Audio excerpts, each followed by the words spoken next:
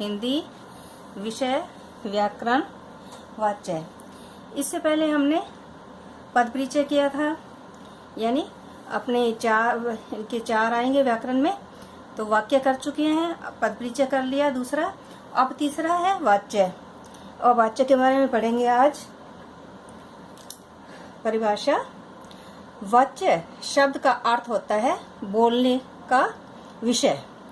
क्रिया के जिस बदलते हुए रूप से यह ज्ञात हो कि क्रिया का केंद्र बिंदु क्या है, कर्ता, कर्म या भाव। यानी क्रिया का फल यदि कर्ता पे पड़ेगा तो कृतवाच्य होगा, यदि क्रिया का फल कर्म में पड़ेगा तो कर्मवाच्य होगा, और क्रिया का फल भाव पे पड़ेगा तो भाववाच्य होगा। यानी इस प्रकार वाच्य के 3 प्रकार होते हैं: कृतवाच्य, कर्मवाच्य और भाववाच्य।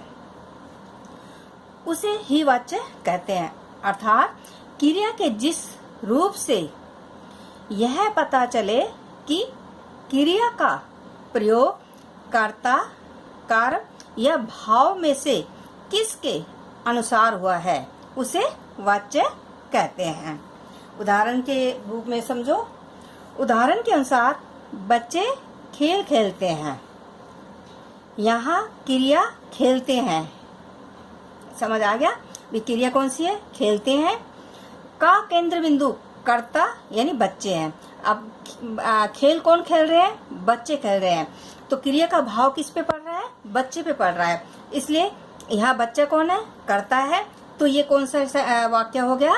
ये वाच्य, ये कृतवाच्य हो गया। अर्थात क्रिया खेलते हैं का प्रयोग कर्ता बच्चे के अनुसार हुआ है, अतः यहाँ कृतवाच्य वाक्य है। दूसरा, बच्चों के द्वारा खेल खेला जाता है। यहाँ खेला जाता है क्रिया का केंद्र बिंदु आधार यानी कर्म खेल है। यानी बच्चों के द्वारा खेल खेला जाता है। तो बच्चों के द्वारा क्या खेला जाता है? खेल खेला जाता है। यानी खेल खेला जाता ये क्रिया है, इसका प्रभाव किस पे पड़ रहा है? खेल पे पड़ रहा है। और खेल यहाँ क्या है? कर्म है। इसलिए अर्थात क्रिया खेला जाता है के अनुसार हुआ है, अतः यहाँ कर्मवाच्य है। यानी पहला हमने कृतवाच्य था, क्रिया का भाव कर्ता पे पड़ा था, इसलिए वो कृतवाच्य था। दूसरा, क्रिया का भाव यानी कर्म पे पड़ रहा है, इसलिए ये कर्मवाच्य है।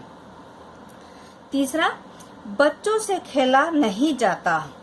यहाँ खेला जाना क्रिया का केंद्र बिंदु कर्ता बच्चे या कर्म खेल न होकर भाव है।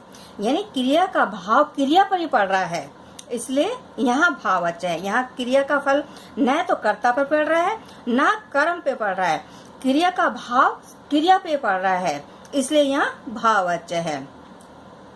अर्थात क्रिया खेला जाना का प्रयोग कर्ता या कर्म के अनुसार न होकर भाव के अनुसार हुआ है, अतः यह भाववाच्य है। अब हम करेंगे वाच्य के भेद। वाच्य के 3 भेद हैं। इसका उदाहरण मैंने पहले बता ही दिया आपको, उस हिसाब से। तो पहला है कृतवाच्य, दूसरा है कर्मवाच्य, तीसरा है भाववाच्य।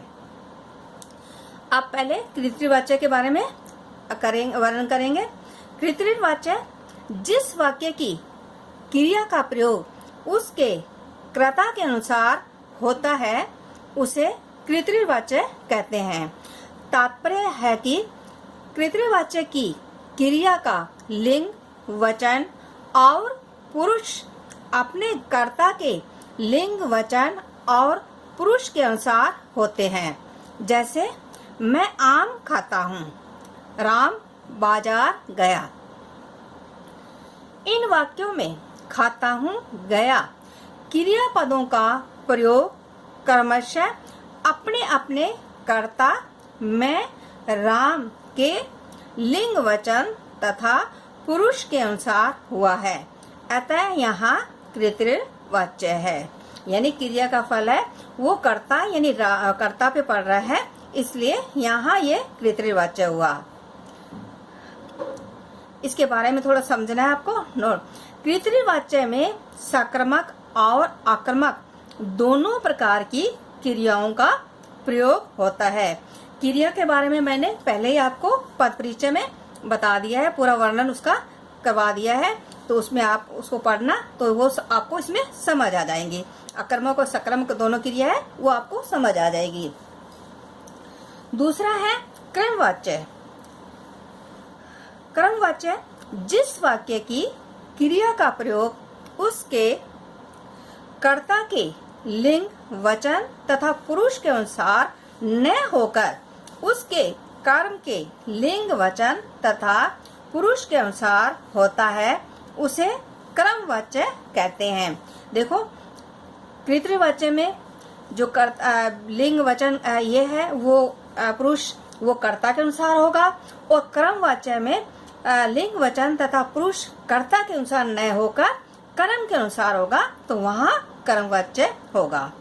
जैसे मेरे द्वारा आम खाया जाता है, राम द्वारा बाजार जाया जाएगा। यहाँ इन वाक्यों में क्रिया पदों खाया जाता है, जाया जाएगा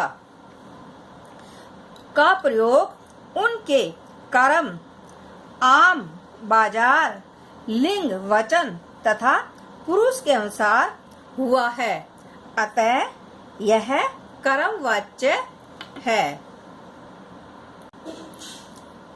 अब है भाववाच्य। तीसरा, पहला हमने कृतवाच्य किया, दूसरा हमने क्रमवाच्य किया, तीसरा भाववाच्य।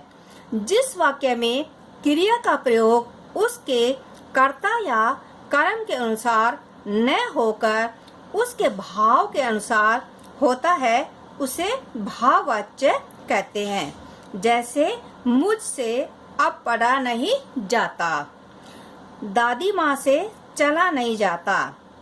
इन वाक्यों की क्रियाओं का प्रयोग अपने कर्ताओं या कर्मों के अनुसार न होकर उनके भाव के अनुसार हुआ है, अतः यहाँ भाववाच्य है।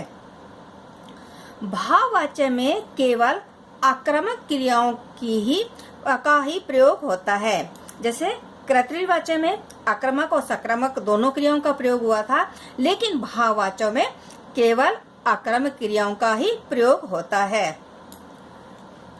कर्मवाच्य के प्रयोग। कर्मवाच्य का प्रयोग निम्नलिखित स्थानों पर किया जाता है। पहला, जहाँ कर्ता के बारे में निश्चित रूप से आपको पता नहीं, या फिर वहाँ जहाँ किसी कारणवश आप उसका उल्लेख नहीं करना चाहते, जैसे कलम में स्याही भरवा दी गई।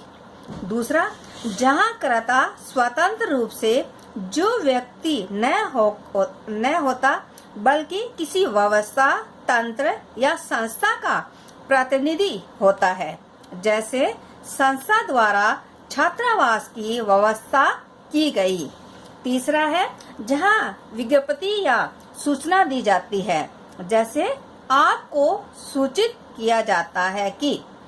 चौथा, जहाँ प्रत्यक्ष या अप्रत्यक्ष रूप से कर्ता की असमर्थता बताई जाती है, जैसे अब तो चला भी नहीं जाता।